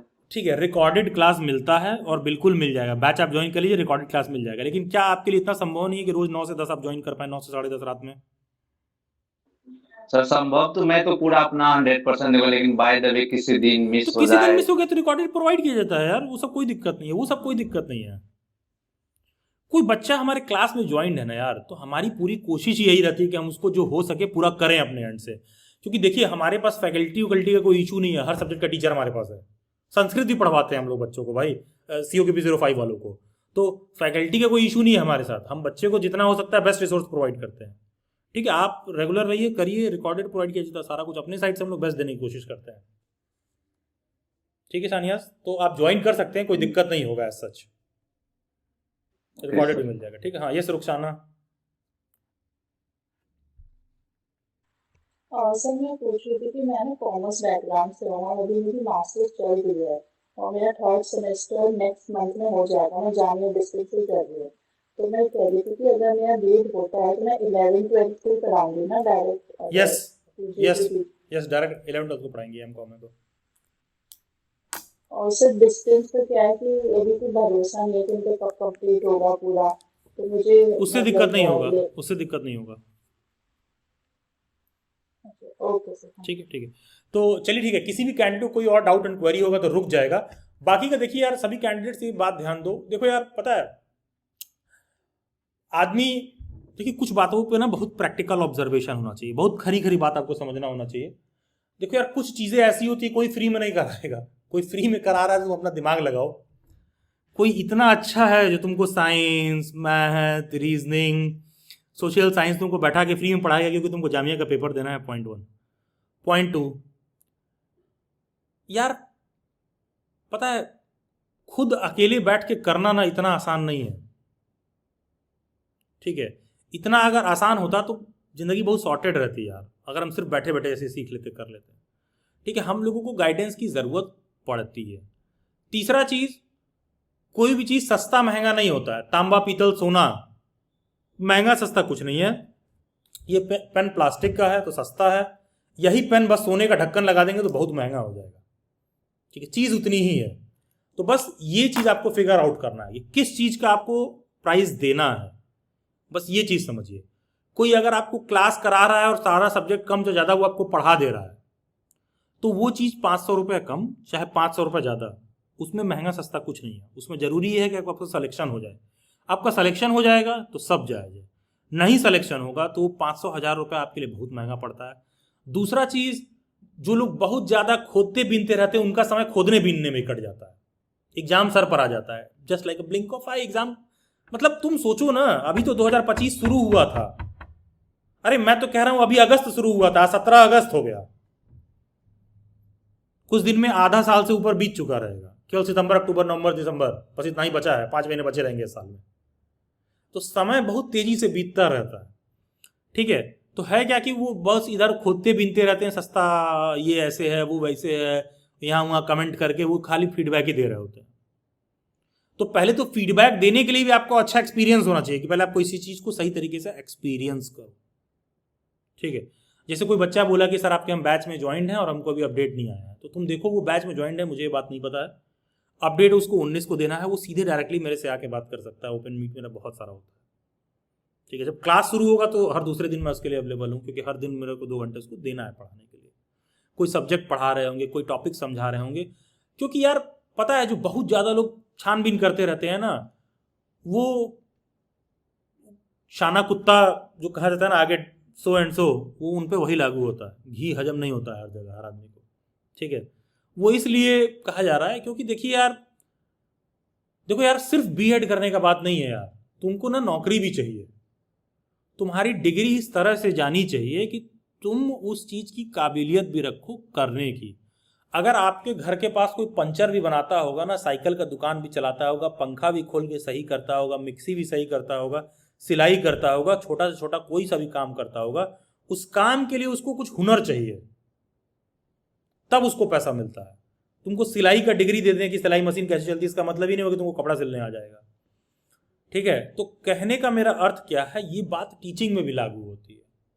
महज डिग्री पर्याप्त नहीं होती है, ये जरूरी है कि जो टीचर्स पढ़ाएं उनको भी अच्छा खासा समझ हो पढ़ाने के लिए। सिर्फ हिस्ट्री पढ़ने से काम नहीं चलेगा भाई। हिस्ट्री क्या है, क्यों पढ़ना है, क्या एसेंस है, उसको ज़िंदगी में कैसे उतारोगे, वो बड़ा मैटर करता है। जब बहुत सारे लोग इधर उधर कुछ कहते हैं ऑनलाइन हम फ्री पढ़ा रहे हैं, आपके लिए 8 घंटे खड़े हैं, 10 घंटे खड़े हैं, अबे तुमको कोई पैसा देगा भी नहीं, इसीलिए तुम 8 घंटे फ्री होकर पढ़ा रहे हो। आप कॉमन सेंस यूज़ करिए, एक ढंग का क्वालिफाइड आदमी तो तुमको 8 घंटे ऐसे ही फ्री में पढ़ाएगा। फिर लोग कह सकते हैं अरे सर एसएससी का टीचर, फलाना यूपीएससी का टीचर तो पढ़ाते हैं। नहीं यार, पढ़ाते हैं तो उससे उनकी पॉपुलैरिटी है, उनके तमाम पेड कोर्सेज आते हैं, प्लस उस तरह के एग्जाम को लाखों लोग देते हैं। अगर मैं एसएससी की तैयारी करा रहा होता तो यहाँ 25 बच्चों को बैठा के समझा नहीं रहा होता। ठीक है, वहाँ कुछ एक्सप्लेन करने जैसा है ही नहीं। वहाँ मैं सीधे मैथ का लाइव क्लास चला रहा होता और 10,000 लोग लाइव देख रहे होते। तो वो तुमको फ्री में चल रहा है, तो हर चीज़ फ्री में नहीं चलेगा। थोड़ा कॉमन सेंस यूज़ करिए, क्योंकि वो भी आपके लिए फ्री में नहीं कर रहे हैं। उस पर्टिकुलर कोर्स को 10,000 लोग एक साथ देख रहे हैं यूट्यूब पर, बस इसलिए वो जन सेवा में लगे हुए हैं। और कोई भी कितना बड़ा भी टीचर आ जाए, कह दे हम यूपीएससी का रेट कम कर दिए हैं, 10,000 रुपये में तैयारी करा देते हैं बच्चे को यूपीएससी का, ये सब बेवकूफ़ बनाने वाली बातें हैं। ये सिर्फ सस्ता सस्ता के नाम पर बिकता है, इसलिए लोग भागते हैं। अगर दिल्ली में किसी को ऑफलाइन कोचिंग रन करना है यूपीएससी का, तो 1.5-2 लाख से कम फीस संभव ही नहीं है। ठीक है, और कोई ऐप में करा रहा है तो हाँ, फिर तो रिक्शे वाला बच्चा, रेडी वाला बच्चा, सब बच्चा 6,000 रुपये दे के ज्वाइन है। इतने मास में लोग पढ़ रहे हैं कि 6,000 रुपये में भी काम चल जा रहा है। ठीक है, तो कोई अपने घर से नहीं करा रहा है, कोई फ्री उरी में नहीं करा रहा है, और कोई फ्री में कराएगा भी नहीं। There are no free lunches, दुनिया फ्री में नहीं चलती है। आप इस बात को जितना जल्दी समझिए, और ये समझिए कि आपको क्या चीज़ करना है। क्योंकि इस बात का समझ आपको इसलिए नहीं समझना है कि आपको ढंग का कोर्स करना है, इस बात का समझ तुमको इसलिए समझना है कि दुनिया में कोई फ्री लंच नहीं है। इसीलिए तुमको समझ में आना है कि कुछ भी फ्री में नहीं होने वाला है। आपको सीखना होगा और प्रोफेशनल अटायर में बात को ठीक से समझ के आना होगा। सरकार भी फ्री में नहीं देती है, सरकार 4 गरीबों को फ्री में दे दी है, तो वहां लोगों से करोड़ों करोड़ टैक्स वसूल रही है और तुमसे तुम्हारा वोट वसूल रही है सरकार में बैठे रहने के लिए। ठीक है, तो कहीं कुछ फ्री व्री नहीं चल रहा है। तो जितना जल्दी आप समझ लीजिए, आप जितना जल्दी सिस्टम में इस लायक हो जाइए कि आप चीज़ों का पेड सर्विस अवेल कर सकते हैं। ठीक है, किसी बड़े बार या रेस्टोरेंट में चले जाओगे तो कहेगा सर कॉम्प्लीमेंट्री पापड़ है, हम लोग ये फ्री में दे रहे हैं। अच्छा, तुमने उतना करोड़ों का होटल खोला लोगों को फ्री में पापड़ खुलाने के लिए। ठीक है, तो ये सब चीज़ें फ्री में नहीं चल रही हैं। देयर इज सम और the other way, you are paying it, और अगर तुम आज नहीं पे कर रहे हो तो कल तुम पे करोगे। नहीं पे करोगे तो तुम्हारा सिलेक्शन नहीं होगा, उसका एक कीमत है, वो तुम पे करोगे फिर। ठीक है, क्योंकि तमाम लोग डिग्री लेके बैठे हैं, इसी जामिया से तमाम बच्चे बीएड करके निकलते हैं, कुछ नहीं करते हैं। इसी जामिया से तमाम लोग बीएड करके निकलते हैं, बहुत कुछ करते हैं। मेरे साथ के दिल्ली यूनिवर्सिटी में अगर मेरे बैच में 100 बच्चे थे जब मैं डीयू से बीएड कर रहा था, तो उसमें से 5 बच्चे ऐसे हैं जो महीने में लाखों रुपए कमाते हैं, वो अपने हिसाब से चीज़ों को करते हैं। उसमें से 10 बच्चे ऐसे हैं जो अच्छे अच्छे गवर्नमेंट जॉब में, टीचिंग जॉब में सेलेक्टेड है, जिनकी सैलरी 80,000 90,000 पीजीटी है, ऐसे हैं। उसमें से 10 बच्चे ऐसे हैं जो दिल्ली के प्राइवेट स्कूल्स में पढ़ाते हैं, जिनकी salary 45,000 40,000 50,000 depending on their subject वो उनको मिलता है। और बाकी के जो बच गए 60-70, वो कुछ नहीं करते हैं, सरकारी नौकरी की तैयारी के नाम पर बिहार का वैकेंसी, यूपी का वैकेंसी, फलाना सरकार ढिकाना सरकार, ये पीपीटी यहाँ से कर लो वहां से कर लो, कोई फर्क नहीं पड़ता, वो बैठ के कंप्लेन कर रहे हैं।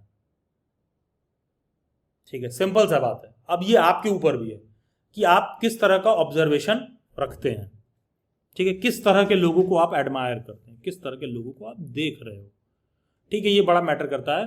और किसी भी फील्ड में आप जा रहे हो ना, तो उस फील्ड में अच्छे अच्छे लोगों को तलाशो कि कौन लोग हैं जो अच्छा अच्छा उस काम कर रहे हैं, तब तुमको देख के भरोसा आएगा कि हाँ ये डिग्री मेरे को भी रिजल्ट दे सकती है। अदरवाइज तुमको लगेगा बीएड नहीं तो बीटेक कर लो, बीटेक नहीं तो एमबीबीएस कर लो, एमबीए कर लो। अरे भाई तुम कोई सा भी डिग्री ले लो, सभी डिग्री में तमाम फालतू लोग घूम रहे हैं और सभी डिग्री में तमाम बहुत अच्छे लोग भी घूम रहे हैं। ठीक है, और हाँ, थोड़ा सा दुनियादारी जब आप समझोगे कि कोई फ्री लंच नहीं है, कोई आपको फ्री में नहीं करा रहा, तो आपको दिखाई देगा। तमाम सारे लोग हैं जो यूट्यूब पर क्लेम करते हैं हम फ्री में पढ़ा रहे हैं। देखो, पहले तो उनको कोई पेड दे नहीं रहा है, कोई पेमेंट देगा नहीं। दूसरा चीज़, कहीं पर कुछ फ्री में चल रहा है तो हो सकता है कोई बहुत बड़ा प्लेटफॉर्म हो जो उनको फाइनेंशियली बैक कर रहा हो, और वो प्लेटफॉर्म क्या करेगा, किसी नए ग्रेजुएट वाले लड़के को हायर करेगा और कहेगा तुम हिस्ट्री पढ़ा दो, तुम पॉलिटी पढ़ा दो, तुम मैथ पढ़ा दो जामिया के नाम पर। लेकिन वो सिर्फ मैथ पढ़ा रहा है, उसको बीएड, जामिया, टीचर एजुकेशन, इन सब चीज़ों का कोई अंडरस्टैंडिंग नहीं है। ठीक है, सिर्फ मैथ पढ़ाने के लिए उसको 20,000 में भी टीचर मिल जाएगा। अगर मैं हिस्ट्री और पॉलिटी पढ़ाता हूँ तो हिस्ट्री और पॉलिटी पढ़ाने के लिए हमको 20,000 में भी टीचर मिल जाएगा, सच बता रहा हूँ, वो भी ढंग का टीचर। लेकिन जो इतनी देर से मैं आपसे सेशन में डिस्कस कर रहा हूँ, 3 दिन से लगातार सेशन चल रहा है, सारा कुछ कर रहा हूँ, जब आप उन सारी चीज़ों का समझ रखने लगते हो तो वो आपका 20,000 रुपये 2 लाख रुपये बन जाता है। क्योंकि फिर आप सिर्फ अपना प्रॉब्लम नहीं सुलझा रहे होते हो, आप और लोगों का प्रॉब्लम सुलझा रहे होते हो, और लोगों की ज़रूरतों को मीट कर रहे होते हो, और लोगों की क्वेरीज को दूसरे फील्ड से रिलेटेड सॉर्ट आउट कर रहे होते हो। तो आपका जो बिजनेस वैल्यू है, जो आपका ब्रांड वैल्यू है, वो बढ़ता है। वही आपको एम्प्लॉयड बनाता है, वही आपको स्किल, आपको रोजगार दिलाता है। नहीं तो बीएड की तैयारी क्या, मैथ है, साइंस है, ये है, वो है, हाँ तो मिल जाएगा बीएड का डिग्री, फिर लेके घूमते रहो। क्योंकि उस डिग्री के साथ साथ आपको माइंडसेट भी रेडी करना पड़ेगा कि कैसे इन चीज़ों को आप करने वाले हो। वो पॉजिटिव माइंडसेट आपको नहीं आएगा तो डिग्री लेने के बाद भी तो आपके मन में शिकायत रहेगा। क्योंकि कोई संस्था ना तो आपको सेलेक्टेड, ना तो आपको जॉब में नहीं पहुंचा सकती है। वो आपका स्किल है, वो आपका टैलेंट है। अच्छी संस्था बस आपको अच्छा मंच देती है और कुछ नहीं। आज तुम जामिया के बारे में सोचे तो मेरे जैसे किसी व्यक्ति के सेशन में ज्वाइन करके इन बातों को सुन रहे हो। जामिया के बारे में सोचे भी नहीं होते तो ज्वाइन भी नहीं करते। कल को सेलेक्ट हो जाओगे तो मेरे जैसे ऐसे तुमको 4 लोग मिलेंगे जो तुमको दुनिया भर की और सारी चीज़ों पे ज्ञान देंगे।